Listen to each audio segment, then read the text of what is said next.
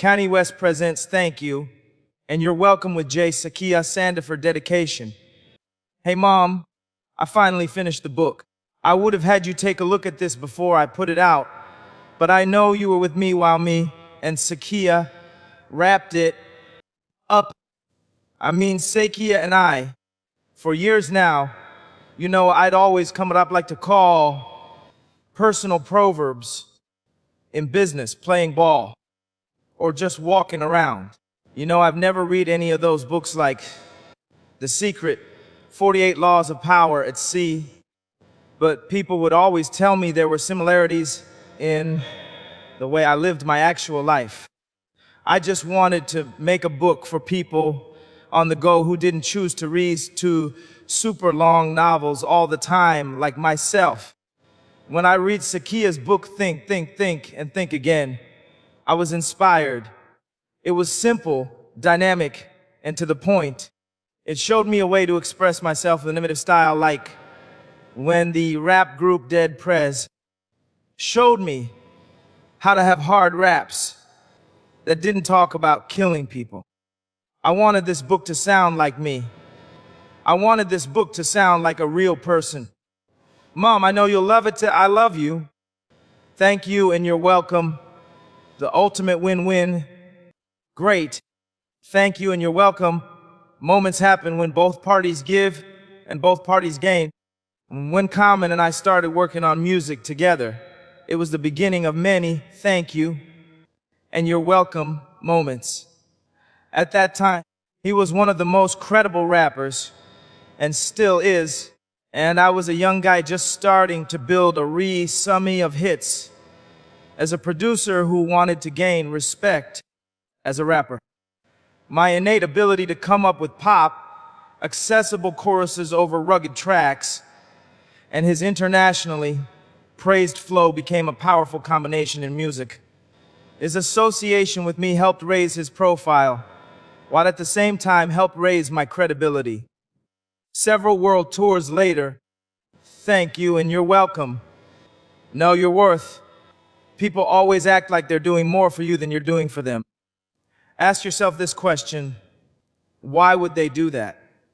Obviously, you bring something to the table for them to even do business with you. Get used to getting used.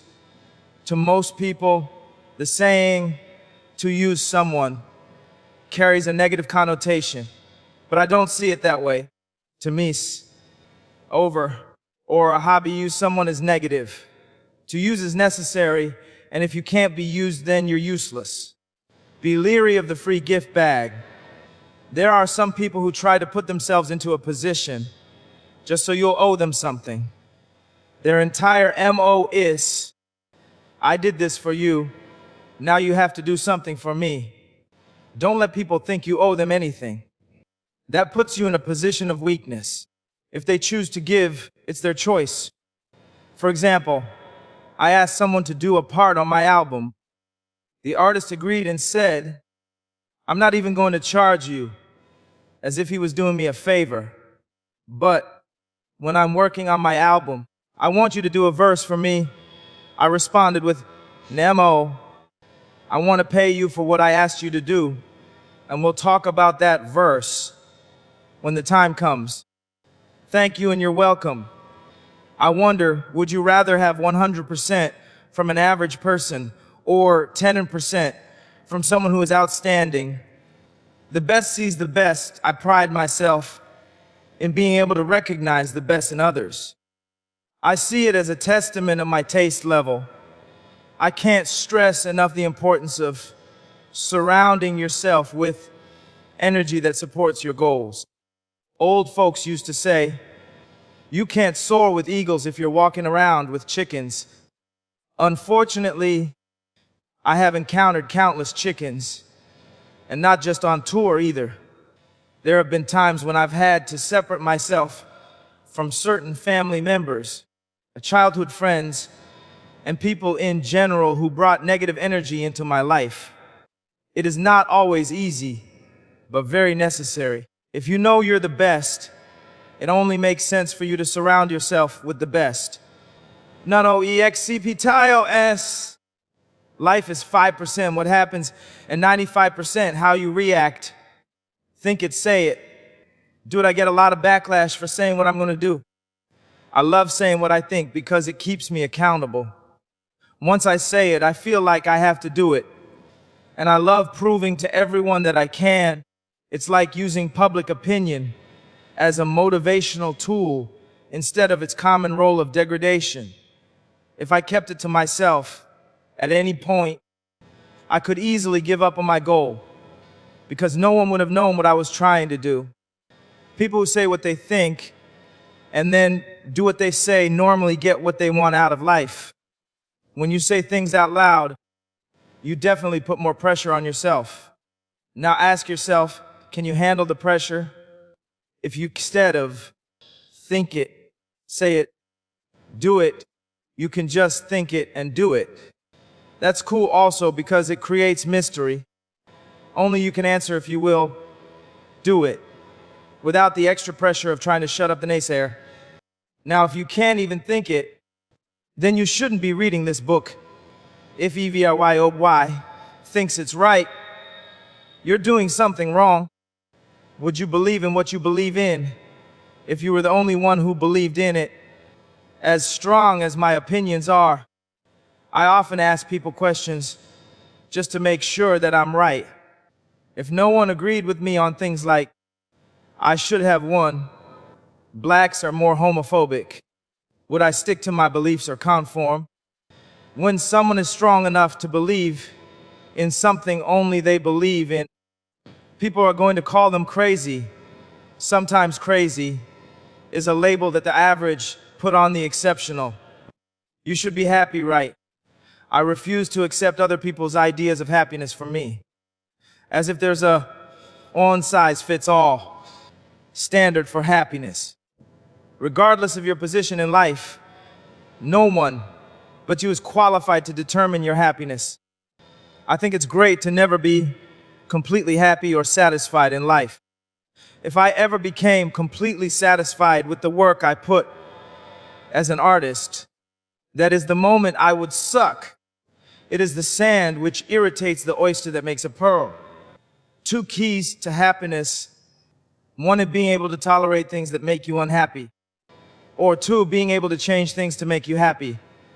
Now, if you have a low tolerance and don't have the ability to create change, there's a good chance that you will be unhappy. Embrace. My entire family used to tell me, you don't need to get your teeth fixed. They're fine. But the kids in the lunchroom would say, your teeth are big and white just like a horse. So I got braces and had to have 8 teeth removed. Imagine how crowded my teeth must have been. After that, I was teased for having braces. Once my teeth were fixed, everybody said, including some of the same people who said I didn't need them, said, your teeth look so much better. So now, when I see people with messed up teeth, I want to be that one person who tells them that, like the kids told me, your teeth are big and white like a horse. I don't believe in accepting a changeable condition. Although I haven't totally embraced this yet, people often say that one of my flaws is arrogance. If arrogance means being conceited, brash, cocky, or pushy, I can be all of that sometimes. Arrogance has also been defined as an overwhelming feeling of self-importance. I do feel important, but everybody should feel this way about themselves. Arrogance is sometimes expressed by treating others with contempt or disregard. I try my best not to do this. You can be cocky without being arrogant. When you cross the line from being playful with your own expression of self-confidence and mistreat others, then you are meeting me or my imaginary friend have become arrogant. I feel my confidence pluff. Someone's low self-esteem from my arrogance. Your flaws. Recognize and embrace your flaws so you can learn from them. Sometimes it takes a little polishing to truly shine. You can learn more from a critique than from a compliment. Believe in your flyness, conquer your shyness. The missing banister theory. When walking down the street, you can walk in one line perfectly without ever falling over. Now take that same city block, make it a foot wider, and then put it 100 stories high. You're going to be so focused on the fact that you don't have a banister, you're more likely to fall because of it. When you're so focused on what you don't have, you won't have. Isn't it interesting how one thing changes everything? Never complain without offering a solution. I'm often seen as complaining in situations when I lose. I see it more as an explanation of why I should have won. You rarely see positive results from people who do nothing but complain. The majority of the time, complainers seek only to be heard with no solution in mind. Once heard, they're off to find something else to complain about. When you're extremely focused on what you want, there are times when it's necessary to explain the things you don't want and then tell people what you do want. I wonder sometimes when I see a bad performance and people still clap, I wonder if they're clapping because they like what they saw, because they're happy it's over. EXPTD BSHS RLY Kaimi. There will be times when you shouldn't expect to receive your blessing from the same person you blessed. Although this may seem to be a conflict of thank you and you're welcome, it isn't. A few years back, I did some beats for an artist who shall remain nameless. Literally, I had the expectation of working on his album once he got a major record deal. For whatever reason, after he got signed, he chose not to buy any beats from me. In the midst of being completely heartbroken, and I know that sounds soft, but you just don't understand. This was my dream, my entire life, and I had already started putting leather coats on layaway. It was a low point in my career and raised a lot of trust issues for me. I felt and overused. But like I said earlier, life is 5% what happens and 95% how you react to it. We all know there have been times when we have allowed our emotions to guide our decisions. It also didn't help that a lot of people were giving me bad advice on how to handle the situation. Instead of allowing my anger to push me to do something negative, I focused on the positive. I made more beats, worked harder, and worked through the pain. In retrospect, it was fortunate for me that he didn't buy any of my beats, because some of those very same beats created for him were used by Jay-Z, and my career was launched. I would rather lose because someone else was right than win when I'm wrong. I wonder, never justify your behavior with the wrongs of others. You should never make a point that starts off with, but you. That's a sure sign of a dysfunctional tit for tat exchange. When does it make sense? Because someone else made a bad decision. Now you should. You must learn to fight the impulse of believing. It's not fair that you can do it and I can't. It is man's own mind, not his enemy or foe, that lures him into evil ways. But I hate the word hate. I would rather be hated for who I am than loathed for I'm not. Love your haters, they're your biggest fans. I question anyone who questions me, but I question myself all the time.